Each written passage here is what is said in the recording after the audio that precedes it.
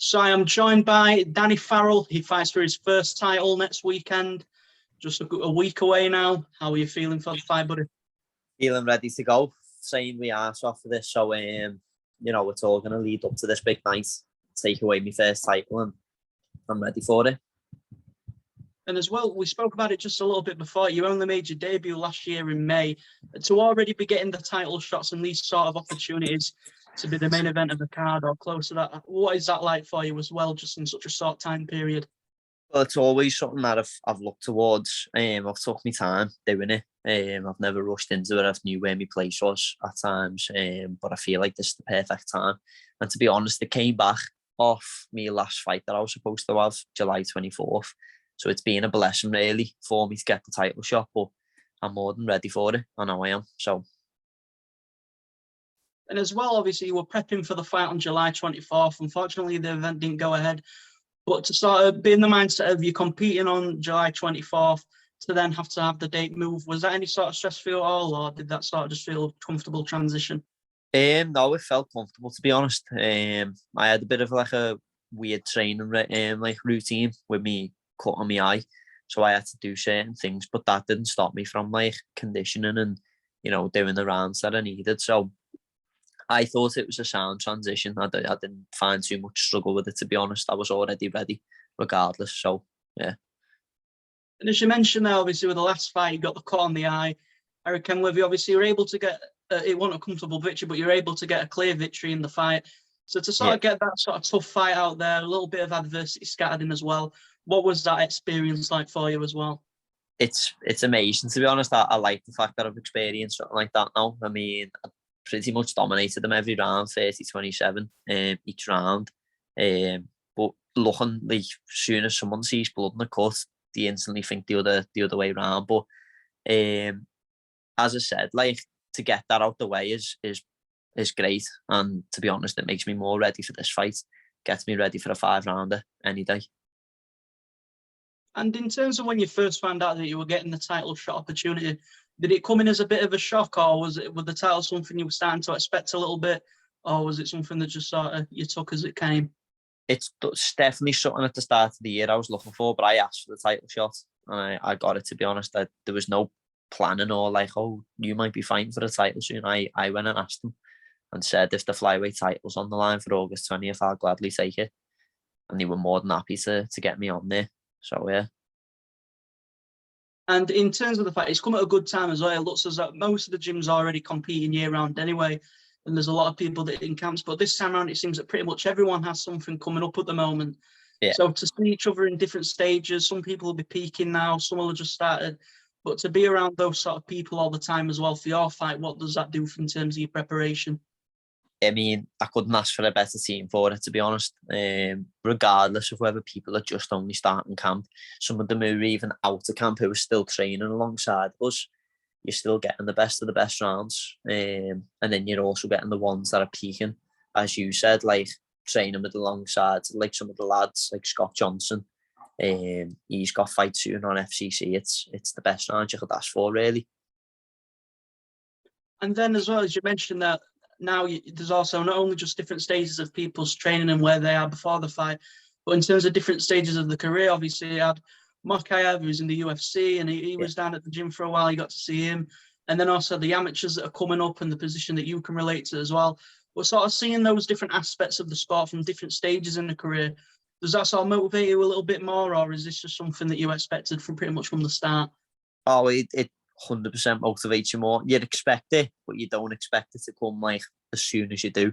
You've got all the young ones like Lewis Lever coming through, who just wants to take your head off all the time. So people like him, they're at your heels all the time. So you can never slack off, because then you've got people like him coming through, and he's been training since he was a young kid. So props to him. I mean, like, he really keeps you on your toes. And then you've got people to look at, the likes of Mokaev, who are already at the UFC competing at the highest level and dominating.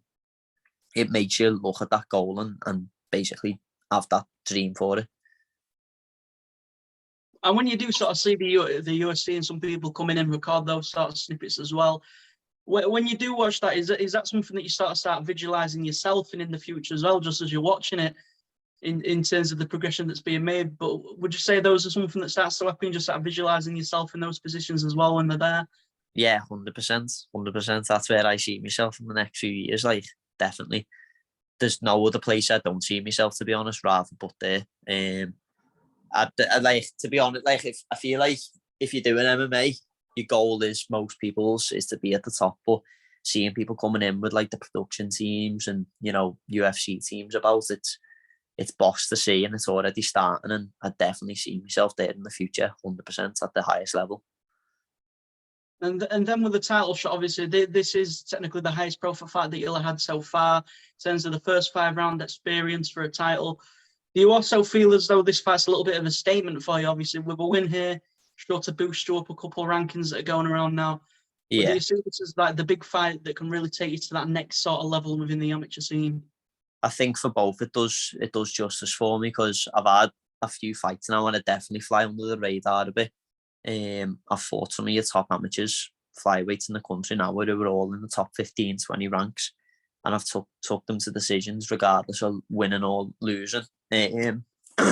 So for that, I think that I should be up there as the best. You know, definitely in the top 20. So with the rankings at the minute, I don't pay too much attention on them, because I just more focus on myself and my abilities. But for me 5-round experience, that's only going to shoot me up levels even more, because I can't wait to get in there, because I've prepared myself for hard 15 rounds, 15 minutes of them rounds. So regardless of the outcome, I'm ready for it. Yeah, and then finally, just to mention from me, in terms of the card, obviously it's in your home city as well, in Liverpool. Yeah. So there's going to be a lot of support there, and there's a lot of Liverpool people on the card as well. So do you also feel that the venue couldn't have come at a better place either, in terms of being able to compete in your own city for your first title fight as well? Do you feel as though that's sort of a good motivator also for the fight? Yeah, 100%. He's coming to Liverpool, isn't he? He's from Southport, like, so you kind of could really say it's not really his own city, but like, for me, it's down the road. Do you get what I mean? So to be there and have all my friends and family who are coming, selling all the tickets I have, and also the other lads fighting, the likes of Marlon. He's the fight after me at the pro ranks. You know, we're gonna have the whole roof going. So yeah. And then, as you mentioned that, you've obviously got your teammates competing on the night with Marlon Jones, as you just mentioned.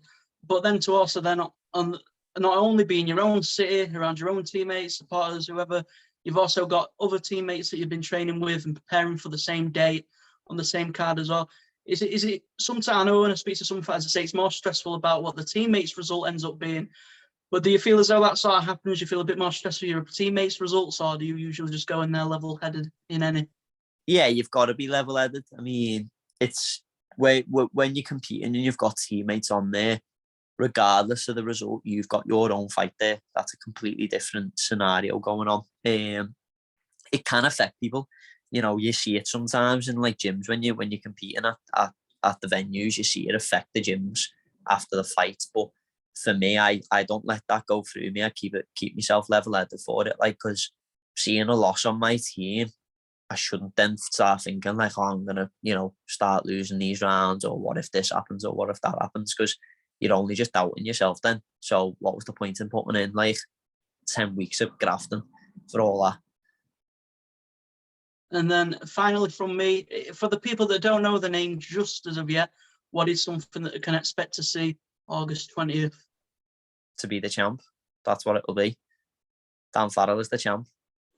There you go. Well, that is everything from me. Obviously, if you want to just take a moment, shout any sponsors, teammates, etc., obviously feel free, buddy. Yeah, big thank you to Coach by Femi for me S&C, Dan Fletcher, Charlie Mitten for me nutritionist, my sponsors, Good to Go Recovery for all my hydration drinks, the recovery room for keeping me fresh every week, Belmont Tires, Tunnel Vision, and Hidden Corner Fancy Dress. There you go. Well, that is everything from me. So as I appreciate your time, buddy. Thank you very much. He's hunting the title. He's going to take it back. Well, he's not going to take it back to Liverpool. It's already in Liverpool. Yeah. Regardless, he's going to try and win the belt anyway. Thank you very much for your time, buddy. Thank you again. Nice one, mate.